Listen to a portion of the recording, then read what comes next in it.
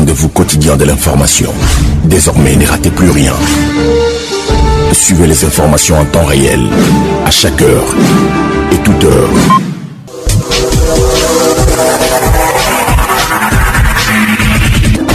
Le bulletin d'information, Flash Info et des éditions spéciales. C'est à suivre sur votre radio. Les ondes du progrès. L'info en toute liberté. La première des infos. C'est bien l'heure du journal.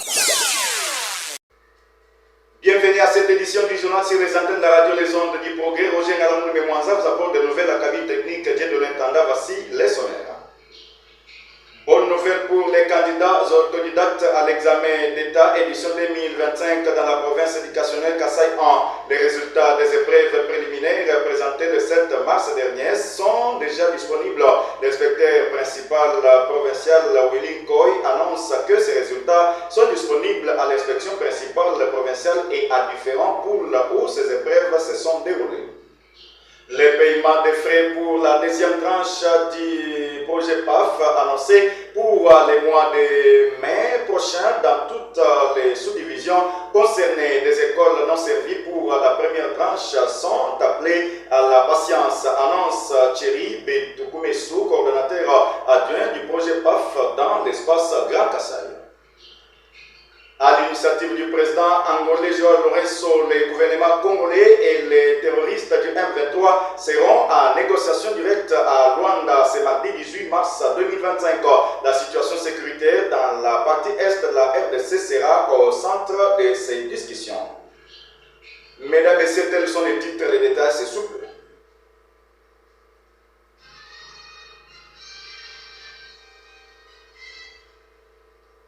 Encore une fois, bienvenue à cette édition du journal. Les résultats des épreuves préliminaires des candidats autodidactes à l'examen d'État 2025 présentés le 7 mars dernier sont déjà disponibles pour la province éducationnelle Kasaï 1. Ces résultats sont affichés à l'inspection principale provinciale Kasaï 1 et à des différents pôles où ces épreuves se sont déroulées. C'est Willy Koy Lusang, inspecteur principal provincial, qui l'a dit, c'est lundi 17 mars 2025 au cours d'une interview accordée à la presse. L'autorité éducationnelle invite tous les candidats de passer à son office pour vérifier leurs résultats. Par la même occasion, il interdit à tout directeur primaire à ne pas exiger l'argent pour les retraits des billets de stage.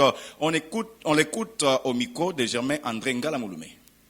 Je viens vous annoncer une bonne nouvelle relative à la publication des résultats de l'épreuve préliminaire de l'examen d'État 2025. Vous vous rappelez, nous avons organisé cette épreuve le 7 mars passé et maintenant nous avons procédé à la correction de cet examen et les résultats sont disponibles, ils sont affichés dans nos valves ici. Les résultats sont affichés à l'inspection principale provinciale et aussi dans les pôles où cet examen a eu lieu. Parce que nous avons, cet examen a eu lieu dans certains pôles tels que Yakabomba, tels que Kamwesha, tels que Nyanga, Louebo 2, qui ont organisé cette épreuve. Et nous avons aussi affiché les résultats là. Pour consulter les résultats, il n'y a pas de conditions. Quand on a participé, même un parent peut venir voir pour son enfant ou pour son membre de famille. Il n'y a pas de conditions. Vous venez, les résultats sont là au valve et vous voyez est-ce que vous avez réussi ou pas. Le stage en soi est d'abord gratuit. Nous avons interpellé les chefs d'établissement qui ont demandé de 1000 francs, 2000 francs, 3000 francs aux élèves pour retirer le billet de stage. Nous leur avons mis en garde contre ces attitudes d'indiscipline. Autre chose à présent, mesdames et messieurs, le projet de bourses en faveur des filles du Kasaï, initié par le ministère de l'Éducation nationale et Nouvelle Citoyenneté, EDINC, à travers les PAF, projets d'apprentissage et l'autonomisation des filles, progresse conformément aux attentes après le paiement de la première tranche de 50% pour les élèves filles de différentes écoles secondaires concernées. La deuxième tranche correspond à l'autre moitié de frais sera versée en mai 2025. C'est ce qu'indique un communiqué de la coordination du projet PAF publié ce lundi 17 mars dont une copie est arrivée à l'aéroport. La coordination du projet PAF invite ainsi toutes les parties prenantes à œuvrer pour l'atteinte des objectifs assignés à ces programmes et souhaite une bonne collaboration pour sa réussite, indique le document signé par les coordonnateurs adjoints délégués du PAF Thierry Betukumesu Chisungu. En effet, ces projets lancés dans les provinces éducationnelles du Kasaï 1 et 2 a déjà permis le paiement effectif de la première moitié de frais scolaires pour toutes les élèves filles concernées dans les sous-divisions de Chikapa 1, Chikapa 2 et Kamwesha. Pour rappel, la mise en œuvre de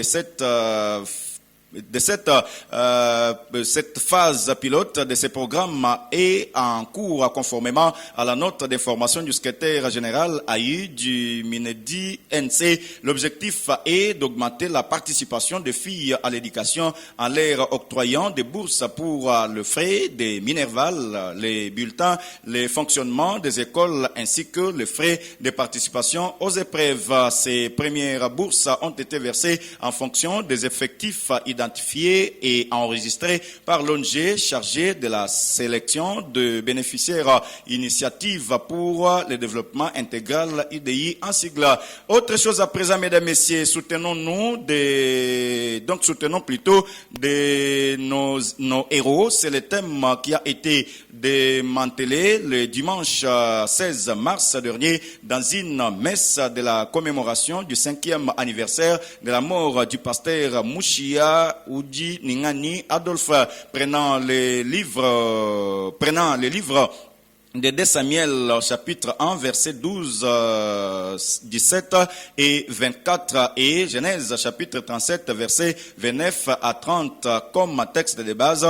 Le pasteur Kabuleu Biega Raphaël a, dans sa prédication au sein de la paroisse Lumulumpe, rappelé aux fidèles la déférence du roi David envers son prédécesseur Saoul, qui a succombé au front comme un héros pour qui il avait recommandé un deuil au peuple d'Israël en sa mémoire. Jean-Marc Bangal Mouchia, pasteur responsable de la paroisse Lumulumpe et organisateur de ces assises, a de sa part envisagé l'organisation de ce jeudi des activités évangéliques et puis s'est lancé dans la construction du temple de la paroisse Lumulumpe. Bangal Mouchia, Jean-Marc, et au micro de David Moutangila, on l'écoute. 8 janvier 2020. Depuis ce jour, on n'a jamais organisé un culte en sa mémoire. C'est pourquoi la paroisse Lumulumpe a songé d'organiser ce culte en sa mémoire. Alors, après la messe, quelles sont les activités qui sont aussi Oui, après ce culte, je pense qu'il y a trop d'activités que nous allons organiser. Dès ce jeudi, nous allons commencer quand même des activités évangéliques avec toute la paroisse, la JPC, la Fédération des mamans. Je pense qu'on est en train de se préparer pour le mois de juin. Peut-être on pourra faire une campagne d'évangélisation. Mais pour le moment, nous sommes en train d'abord de chercher par tous les moyens, construire d'abord les temples. 5 ans après la mort de papa, qu'est-ce qui a changé? L'évolution de l'église, la santé de la communauté jusqu'à ce jour, depuis 5 ans de sa disparition. Oh, quand même, il y a eu l'évolution, un développement total, parce que à chaque temps, il y a toujours un prophète. Mais quand ce prophète vient, il vient aussi avec ses initiatives. Je pense qu'il n'y avait pas assez des adeptes, mais pour le moment, il y a trop de développement que nous sommes en train d'organiser et il y a un changement total. Et même la façon de prier, nous avons au moins organisé de bonnes choses par rapport à son temps aussi. Il y a certaines difficultés que nous sommes en train de rencontrer et surtout nous n'avons pas des instruments, c'est ce qui nous est en train de nous tiquer. Mais nous sommes en préparation pour d'abord construire la paroisse et aussi acheter les instruments. Ce sont au moins des difficultés que nous sommes en train de traverser pour ce moment. La paroisse Lumulumpe est là. C'est une paroisse de la 60e communauté réformée des presbytériens qui est dirigée par le grand pasteur Jean-Marc Bangala. Je pense que ceux qui veulent venir prier avec nous, nous sommes là sur l'avenue Tona numéro 3 dans le quartier Kamankonde, commune de Djibomba 1. Et puis, un conseil provincial de 2 jours, soit du jeudi 13 au vendredi 14 mars, s'est organisé à la coordination provinciale des établissements publics de la formation professionnelle et métiers conventionnés Hermeco. C'était à l'initiation des coordinateurs sous-provinciaux, à l'intention plutôt des coordinateurs sous-provinciaux venus des différents coins de la province du Kasaï. Ce conseil a été présidé par les coordinateurs provinciaux de la FPM Hermeco au sein du temple de cette église située sur l'avenue Tite dans la commune de Djibomba 1. Pelé Poulou Fred, coordinateur provincial de la FPEM Hermeco, souligne qu'il s'agissait de l'évaluation des activités au sein des différents centres de formation professionnelle de Hermeco et la prise en charge des agents à travers la province du Kasaï. Il invite à tous les agents de la FPEM Hermeco à travailler dans le strict respect des normes établies par l'État congolais. On écoute Pelé Poulou Fred dans cet extrait choisi par votre rédaction. J'ai réuni les coordinateurs sous-provinciaux en conseil provincial parce que nous avons déjà commencé à travailler pour évaluer les activités. Depuis que nous avons commencé, l'État nous a donné le mandat. Est-ce que nous avons bien travaillé? Est-ce que les centres ont fonctionné? Alors, ce conseil a réuni les coordinateurs sous-provinciaux venant de Kitangwa, de Nyanga, d'Ilebo, de Kabambaï, de Moueka, de Kamonia et de partout ailleurs de la province du Kasaï. Nous avons essayé d'évaluer leurs activités, le fonctionnement des centres de formation, la prise en charge des agents et puis le fonctionnement des bureaux gestionnaires. Parce que les rapports qu'ils ont donnés, nous avons senti que vraiment tout marche comme il se doit. Vu les instructions officielles que nous avons lues et toutes les lettres officielles, les conseils ont été donnés, nous avons espoir que les coordinateurs sous-provinciaux vont maintenant bien travailler. Ils vont communiquer les instructions et nous aurons des bons fruits. L'Hermeco a vraiment une assise juridique comme il se doit. Par rapport à la mécanisation, nous avons aussi mené des efforts. Nos établissements sont également mécanisés. Il y a nos bureaux gestionnaires, en commençant par la coordination provinciale, les coordinations sous-provinciales aussi, quelques centres de formation sont déjà dans le fichier. Nous avons déjà les listings de travail. À tous les agents, je demande à tout le monde de travailler comme il se doit parce que l'État qui nous a doté de cette gestion, il attend de nous beaucoup de choses. Il travaille dans la sincérité, qu'ils soient des patriotes et impliqués dans le civisme. On continue avec ce journal. L'administration du territoire de Chikapa intensifie ses efforts pour renforcer la légitimité des autorités coutumières. Un appel officiel a été lancé au chef de groupement pour une mise à jour essentielle de leurs dossiers administratifs suite à une directive du vice-premier ministre et ministre de l'Intérieur, de la Sécurité, de la Décentralisation et des Affaires coutumières, Jacquemain Chabani Loko, datée du 8 mars 2025.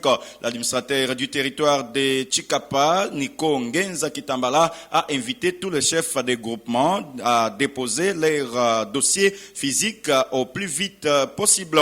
Cette initiative vise à transmettre plutôt ces dossiers à la hiérarchie pour un contrôle approfondi en vue de l'obtention d'un arrêté collectif actualisé. Les chefs des groupements disposent d'un délai de 7 jours pour soumettre les documents requis sans possibilité de prolongation à leurs chefs de secteur respectifs. Les dossiers doivent comprendre l'acte de désignation par la famille régnante, l'arbre généalogique, un avis favorable signé par le chef de secteur ou l'administrateur, la décision émanant de l'autorité territoriale ou provinciale. En cas de conflit lié à la chefferie, il incombe au chef de secteur de transmettre les dossiers du candidat en règle reconnus par l'administration et soutenus par la famille régnante. Par ailleurs, l'administrateur Nikongenza Kitambala a profité de cette occasion pour rappeler tous les volontaires patriotes pour appeler, tous les volontaires patriotes à s'enrôler dans l'armée afin de défendre le pays. Il a également exhorté la population de sa juridiction à rester unie pour faire face aux menaces potentielles. Parce que nous avons parlé de la guerre à l'Est, l'Union européenne a annoncé ce lundi 17 mars 2025 des sanctions individuelles contre plusieurs responsables rwandais et du M23. Ces mesures sont prises en raison de leur implication dans la déstabilisation de l'Est de la République démocratique du Congo. Les sanctions visent des officiers de la force de défense du Rwanda, RDF, dont Ruki Karuzizi, commandant des forces spéciales, et Jeanne Kubito, commandant de la 3e division de la RDF déployée au Nord Kivu, Pascal Moïse, brigadier général de la RDF, est également concerné. Dans le cadre de la rébellion du M23, l'Union européenne sanctionne plusieurs figures clés, dont Bertrand Bissimo, mois, président du mouvement déjà sous sanction de l'ONU, Désiré Rukomera, responsable du recrutement, ainsi que d'autres dirigeants comme John Imani Nzenze sont également ciblés. Les sanctions visent à exercer une pression sur ces responsables militaires et politiques accusés de contribuer à l'aggravation du conflit. L'Union européenne met ainsi l'accent sur leur rôle direct dans l'intensification des violences dans la région. Ces nouvelles mesures viennent renforcer la position de l'Union européenne contre les acteurs du conflit en RDC, appelant à une résolution rapide et pacifique de la crise. Restons toujours dans ces chapitres. L'Angola intensifie ses efforts de médiation pour ramener la paix à l'est de la RDC. Le président angolais Joao Lourenço, également président en exercice de l'Union africaine, appelle à un cessez-le-feu immédiat entre les parties en conflit. Une trêve essentielle pour ouvrir la voie aux négociations qui doivent bientôt s'ouvrir à Luanda dans le cadre de sa médiation pour une sortie de crise à l'est de la République démocratique du Congo. Le président angolais Joao Lourenço exhorte toutes les parties à cesser immédiatement les hostilités à partir de ce samedi 16 mars à minuit. C'est le fait qu'on doit inclure toute attaque contre les populations civiles et interdire toute avancée militaire sur terrain. Objectif instaurer un climat d'escalade pour parler d'escalade favorable à l'ouverture des pourparlers de paix entre Kinshasa et les rebelles du M23. Selon plusieurs sources, une délégation congolaise se rendra à Luanda ce mardi 18 mars pour des négociations directes avec les rebelles soutenus par les Rwandais. Toutefois, les noms des représentants de la RDC n'ont pas encore été révélés. Toujours dans ce chapitre de la déstabilisation de la partie Est de la République démocratique du Congo, la République démocratique du Congo, RDC, a marqué un tournant décisif dans la gouvernance électorale africaine en intégrant les comités exécutifs de l'Association des autorités électorales africaines et en accédant à la présidence de l'Association des commissions électorales d'Afrique centrale. Les détails avec Marie Mabinchi. Lors de la 12e Assemblée générale de l'AAR et en sigle, Association des autorités électorales africaines AAAE en sigle, tenue à Accra au Ghana du 12 au 14 mars 2025, la RDC a été élue pour représenter la sous-région de l'Afrique centrale au sein du comité exécutif de cette instance continentale. En parallèle, le président de la CNI, Denis Kadima, a été désigné à l'unanimité par ses pairs pour diriger l'association des commissions électorales d'Afrique centrale en tant que président intérimaire. Cette double victoire consacre les avancées de la RDC en matière de gestion électorale, notamment dans la maîtrise des opérations techniques et l'introduction du vote électronique. La RDC jouera désormais un rôle clé dans l'amélioration du processus électoral en Afrique et dans le renforcement de la coopération régionale pour les élections transparentes et inclusives.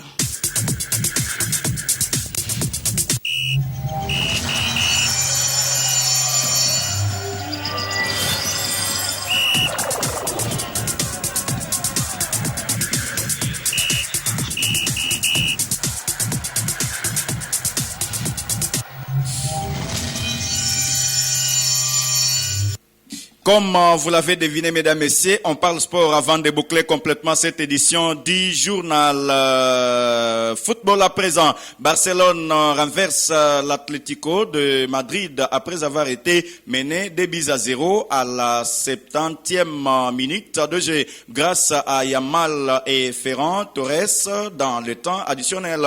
Le Barça prend la tête de la Liga et envoie Un message fort, les madrilènes et peuvent avoir de regrets, cependant que l'Atlético de Madrid reste 3e du championnat avec 59 points, dévancé par Real Madrid 60 points, même point avec les leaders de la compétition, les Barça de Lamine Yamal. Celui de vous donner le meilleur de l'info. C'est par cette note sportive que nous bouclons complètement cette édition du journal qui a connu la plume rédactionnelle de Bernard Onakana, Casco Kassonga, Diaris Kindalo, Pierre Kandaï, David Moutangilai. La coordination de Marc Laurent Chimangamboui, la technique était l'affaire de Dieu de Nintanda. Nous disons également merci à l'équipe chargée de la mise en ligne des informations sur notre page Facebook de la radio Onde du Progrès. Mesdames et messieurs, pour tous ceux qui nous ont captés en cours de diffusion, voici les rappels des titres. Les Ondes du Progrès. Bonne nouvelle pour les candidats autodidactes à l'examen d'État édition 2025 dans la province éducationnelle Kasaï 1. Les résultats des épreuves préliminaires présentées le 7 mars dernier sont déjà disponibles. L'inspecteur principal provincial Willy Koy annonce que ces résultats sont disponibles à l'inspection principale provinciale et à différents pôles où ces épreuves se sont déroulées. Les Ondes du Progrès. Les paiements des frais pour la deuxième tranche du projet PAF annoncé pour les mois de mai prochain dans toutes les sous-divisions concernées des écoles non servies pour la première tranche sont appelés à la patience, annonce Thierry Betoukoumessou, coordonnateur adjoint du projet PAF dans l'espace Grand Kasaï. Les Ondes du Progrès. À l'initiative du président angolais Joao Lourenço, les gouvernements congolais et les terroristes du M23 seront en négociation directe à Luanda, c'est mardi 18 mars 2025. La situation sécuritaire dans la partie est de la RDC sera au centre de ces discussions. Les Ondes du Progrès. Mesdames et messieurs, nous vous disons merci pour votre sympathique attention. L'actualité reste en continu sur le www.ondeduprogrès.com. Première chaîne d'information fiable, authentique et vérifiable. Première chaîne de la province utilisant la